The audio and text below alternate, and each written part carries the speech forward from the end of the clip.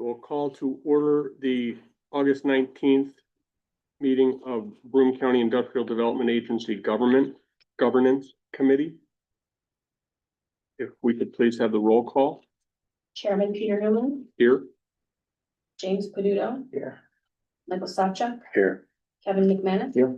Elaine Miller. Here. Thank you. As we begin today's meeting, I'd like to remind everyone of our duty to act in the best interest of the organization. In keeping with our conflict of interest policy, I ask that each board member disclose any actual, potential, or perceived conflicts related to matters on today's agenda. If you believe you have a conflict, please state it now, so it can be noted in the minutes. If a conflict arises during the discussion, please bring it to our attention immediately. If a conflict is identified, the board member must exit the meeting while the item is being discussed. Transparency protects both the integrity of our decision-making and the trust in this board. Thank you.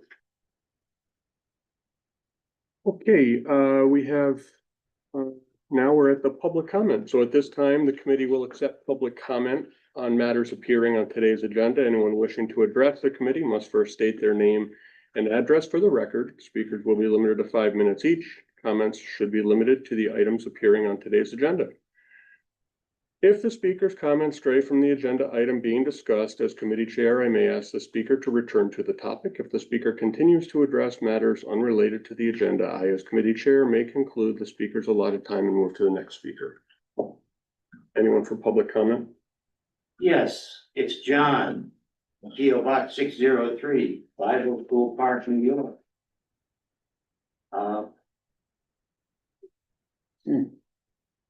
If you want to, you just read something, if you want to point me to the resolution and the board vote on changing public comment, I would be happy to look at it. If you can't do it, I will proceed to speak on agenda items and off agenda items relative to this agency business and public disclosure.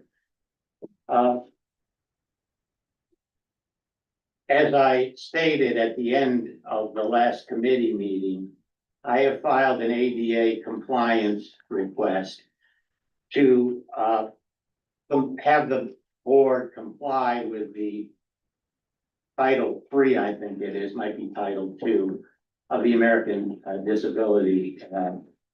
This would include these in-person meetings and particularly the website. Now, a strange phenomena occurs when I file FOIL requests.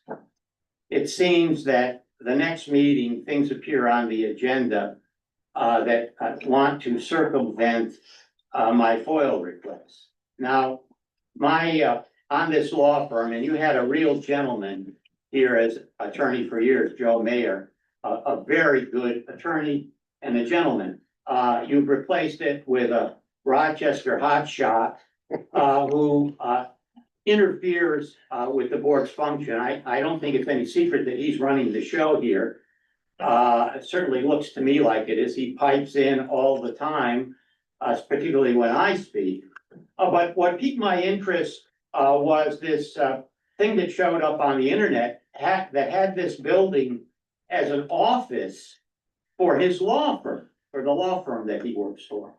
And I requested a copy of the lease between the agency and thing. Now, as far as client attorney privilege, you can't tweak it. You can't try to go and circumvent client attorney privilege. It exists in the public domain here as a very limited structure, and anybody that's trying to tell you that you can do this or you can do that, John is filing FOIL requests. We don't have any answers. The answers are embarrassing. We've got conflicts of interest here and outright, use of funds that for personal expenditures. We better do something. We better try to shroud this under client attorney privilege. That will bamboozle him. That will set him back. Again, you're trying to define client attorney privilege. It doesn't, you can't do this. You're a public institution. I don't know why you insist on acting this way. You're supposed to be a professional outfit of business people. And there's people here, and I mentioned this at the other meeting. There's people here with very, very good, reputations in this community. And they're risking their own reputation, as well as fiduciary duty. Now, if you wanna bet, I mean, it's one thing to have an executive director that's a complete incompetent and totally compromised, according to the ABO. But it's another thing for you, to fall on your swords and put your reputation, your personal reputation on the line with a person that has used agency funds for their own pocket, for their own pocket. One more minute. So, oh, that's nice. I thank you. I appreciate it. So I think we've gotten a few things straightened out here. But again, this board must act. It must fire Stacy Duncan. Be like the Suffolk County IDA board. Who's in charge here? Is it Stacy Duncan? Is it the attorney from Rochester with his BMW coming in here to make a few bucks? I don't know, but I do know this, that Stacy Duncan and any other organization would be out on her ear pronto. And it is up, and if you allow this to continue, and think it can be finessed, and think this is gonna go away, I think you're sadly mistaken, and I think you need to read the definition of untenable, because that's what this is.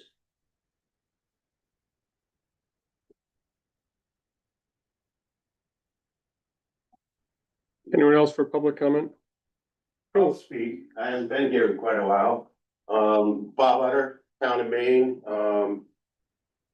as I'm known in Albany, and Stacy and some of the board members that were in Albany last year, or the year before, will attest to, I'm the old guy that's a pain in the ass on Airport Road.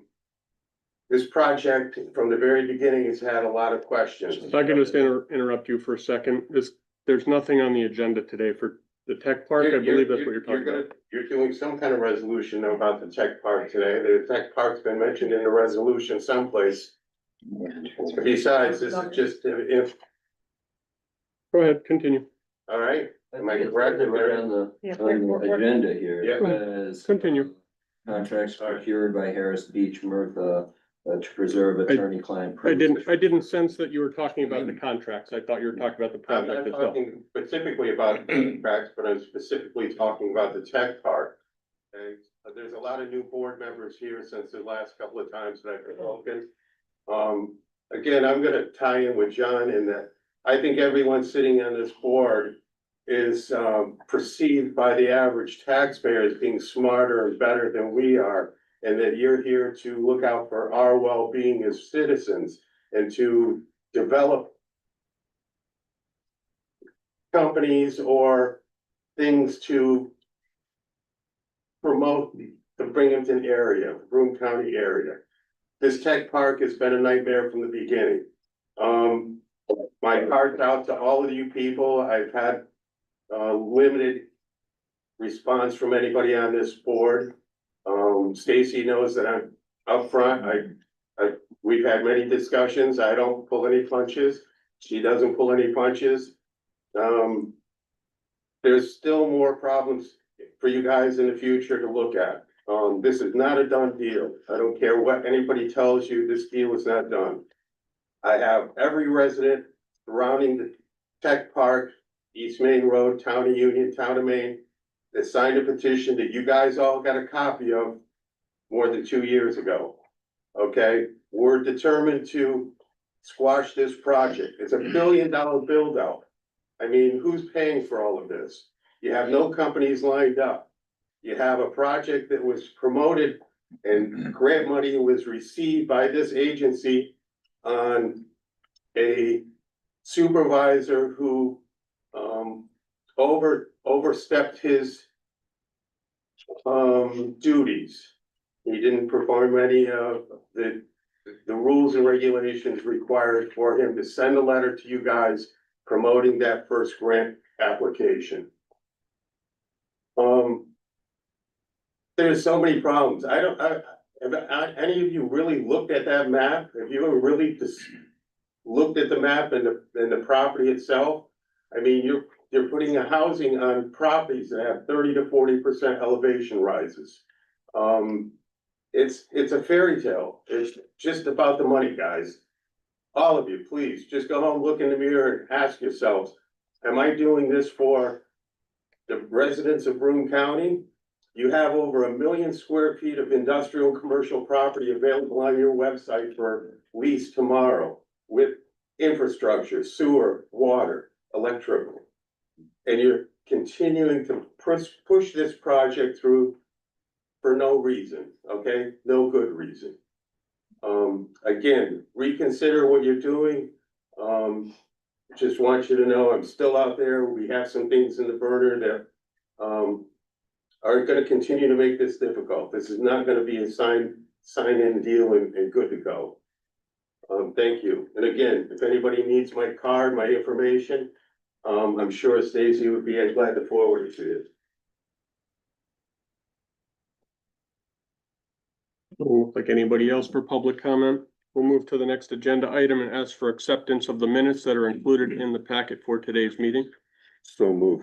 Thank you. And seconded, all in favor of acceptance of the minutes, please say aye. Any opposed? Thank you. Next, we have review, discussion, recommendation of a resolution adopting a consultant travel and business expense reimbursement policy. Stacy, please. Yes, in your packet, is a draft of a new policy that would be created for the organization, which just simply, puts, tighter controls on the allowable expenses, for, reimbursement for the use of consultants. As you know, we're using several, for multiple projects. This was a recommendation of the authority's budget office, and we think it's prudent to implement that policy. Thank you.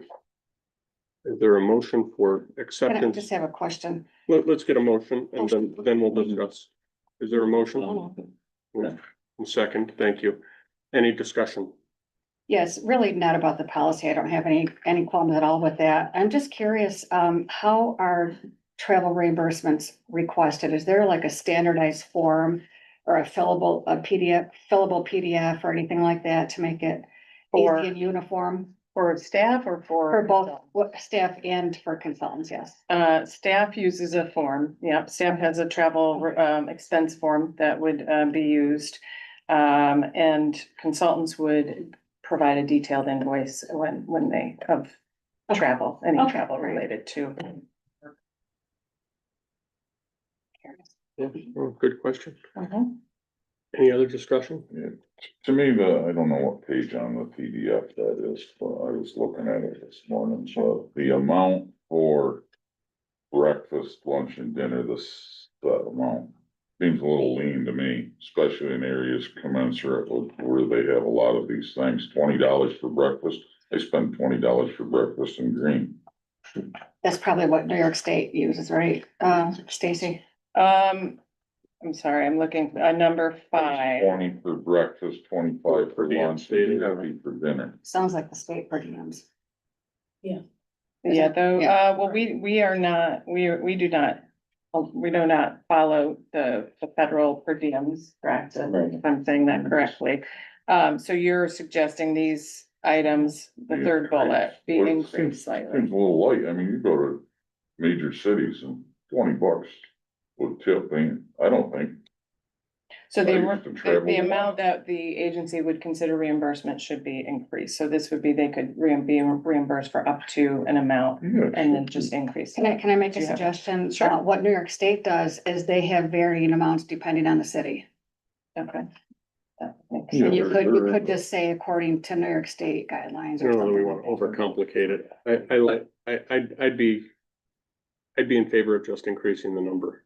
Okay. And we have a clause in it that says unless otherwise approved. And it's per reimbursement. It's like, the consultants we're hiring are professionals. It's not like they're gonna purposely buy a more expensive dinner because they have more allowable to them. Yeah, I'm just thinking, you're gonna pay $400 a night, maybe in New York City or more, but here you're gonna pay probably $125. We don't state an overnight. We state reasonable for overnight, but for meals, we actually state the dollar amount. So do you want to change? Oh, that was the language? only one we stated the dollar. Yeah, do you want to just change the language to align with reasonable expenses? for I, meals? I would be fine with that discretion. Okay. How does the committee feel about that discretion? Reasonable rather than stating a dollar amount, as we state for lodging. They're coming back to the board. Yeah. Sounds great. I think that makes sense. Otherwise, you set an amount and then there's inflation and then you go back this every couple of years and we can. Yeah, you're gonna have to change the Yeah, amount. all the same time. language we have for lodging, reasonable. Right, we will make that modification once approved. I think the important thing here is that we're gonna have a policy in place and that it'll be communicated with all of our consultants. Correct. Because they're all itemized receipts anyhow. Right. That'll tell whether or not it's reasonable or not. Good. Right. Any further discussion? Okay, we have a motion from Elaine and a second from Kevin with those changes as recommended. I'll ask for a motion to approve. Second. All in favor? please say Aye. Aye. Any opposed? Bullshit. Okay, great. Next, we have review, discussion, recommendation of a resolution ratifying and approving certain professional service provider contracts procured by Harris Beach, Mertha, Kalina, PPP LLC to preserve attorney-client privilege for services related to the tech park. Stacy. All right, I'm actually going to ask Chris to provide the overview of that one. Sure, Harris Beach is the attorney of record for the IDA and the LDC. And in relation to the tech park, in order to preserve attorney-client privilege, contracts run through us. So everything that's produced is attorney-client privilege, not subject to disclosure. In the event there's a challenge to the park at some point, we would not have to just give over everything that we have. We would actually be able to have a level playing field in terms of a challenge, a legal challenge. So this is nothing to, it's not looking to hide anything. It's just leveling the playing field, make sure everybody is on the same page.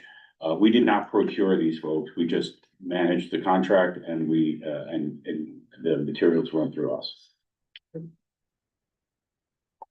I could have a motion I'll move. and seconded. Sure. Any discussion? This is a continuation of something we've done in the past, I believe. Correct. Right? This is a continuation. Used to be a good practice to me. No further discussion. I'll ask for a vote. All in favor, please say aye. Aye. Any opposed? Thank you. We could have a motion to adjourn governance committee. I'll move. Moved and seconded, and we're all in favor. Thank you.